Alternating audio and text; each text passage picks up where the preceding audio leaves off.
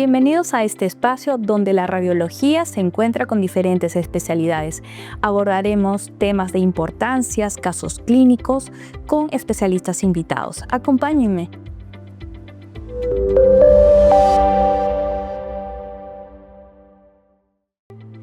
El dolor más común a nivel abdominal lo causa los cálculos vesiculares.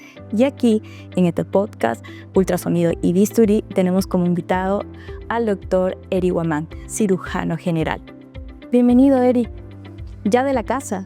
Katri, sí, en verdad ya en la casa. Encantado de estar nuevamente contigo y con tus seguidores para hablar de un tema tan común, más común de lo que se cree, tan frecuente y que puede tener tantos estragos como los cálculos en la vesícula. Nosotros en ecografía, los pacientes llegan con una orden por dolor abdominal y encontramos cálculos a nivel de vesícula. A veces encontramos cálculos muy pequeños y a veces tenemos cálculos muy grandes. ¿Cuál de los dos es más peligroso? Excelente pregunta. ¿Y sabes por qué? Porque muchas veces el paciente cuando llega a la ecografía, y la gran mayoría es su segunda o tercera ecografía y lo tiene años, solamente que le tienen mucho terror a la cirugía. Y lo primero que le preguntan a uno es, doctor, ¿y tengo muchas piedras? O doctor, ¿mis cálculos ya crecieron? Como si ese fuera un factor para decidir una cirugía o no.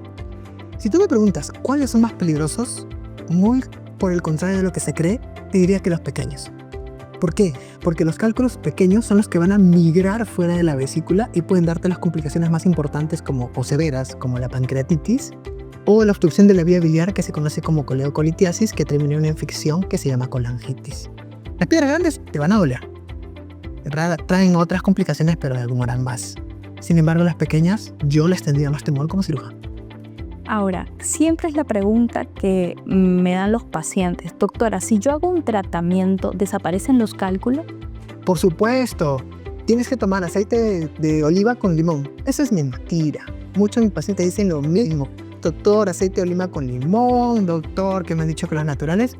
Yo les digo, mire, hágalo y en 6 meses trae una nueva ecografía y me busca porque no funciona. No está demostrado.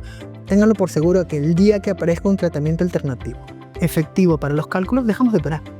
Mientras tanto, no, vas a vivir con tu piedra. Claro, aportando a ese hallazgo que tú comentas, nosotros tenemos pacientes que se repiten la ecografía y dicen, doctora, tengo 3 cálculos, tengo 2 cálculos. Entonces, en una ecografía nosotros dibujamos solamente un plano. Entonces, hay que rotar al paciente, puede migrar muchos piedras a nivel de la vesícula. Entonces, la posición cambia el número o la visualización que tiene el ecografista para evaluar los cálculos. ¿Cuándo operamos una vesícula con cálculo? Ok, las indicaciones para una cirugía laparoscópica electiva de cálculos es principalmente la presencia más síntomas. Que los síntomas más frecuentes son dolor en el cuadrante superior derecho en el abdomen, que podría irse al hombro derecho o la espalda, o a veces también estos síntomas como dispepsia, agruras, flatulencia, que muchas veces el paciente lo trae de años y lo normalizan. Y cuando se hacen ya un dolor intenso van al ecografista y es ustedes quienes dan el diagnóstico. Más sin embargo, el estudio de imágenes es importantísimo porque también te dice la premura de la cirugía.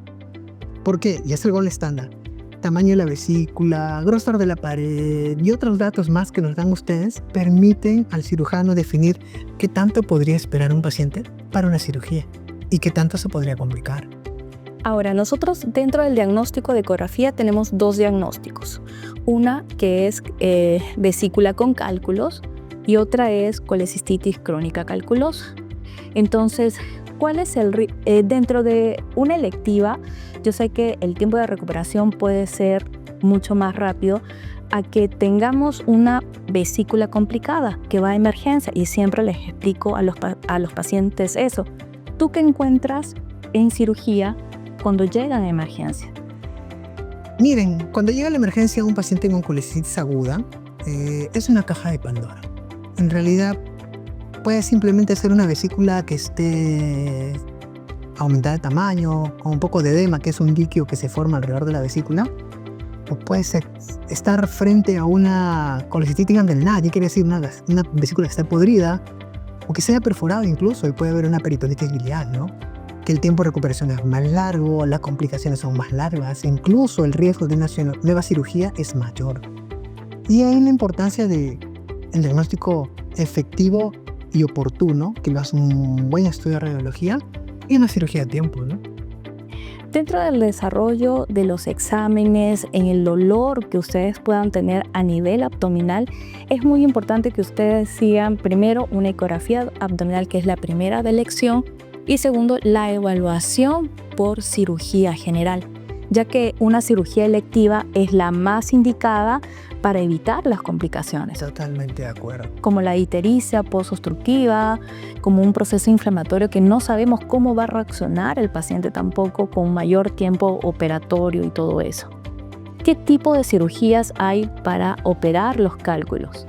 Actualmente para la cirugía de la vesícula el gol estándar es la colestectomía laparoscópica, que es una cirugía mínimamente invasiva a través de pequeños orificios, que el paciente va a tener una recuperación en cirugías selectivas muy rápida y que incluso en algunos centros se puede hacer de manera ambulatoria. ¿Y qué quiere decir manera ambulatoria? Que el paciente se está operando en la mañana y en la tarde ya está en su casa, con mínimo disconfort y a las horas caminando. También se reincorpora rápidamente a sus actividades habituales. Dentro del desarrollo, cuando te toca a ti cirugías más complicadas con el paciente, puede llegar a migración de cálculos o algo, porque no sabemos qué encontramos dentro de una vesícula inflamada. Dentro de esos hallazgos avisas al paciente cómo es el tratamiento, la cirugía, porque a veces los pacientes, yo he visto que tienen un poco de miedo porque dicen, a mi familiar le abrieron el abdomen, estuvo hospitalizado, tuvo un montón de puntos. ¿Existe eso ahora, ese tipo de procedimientos? ¿Cómo no llegar a eso?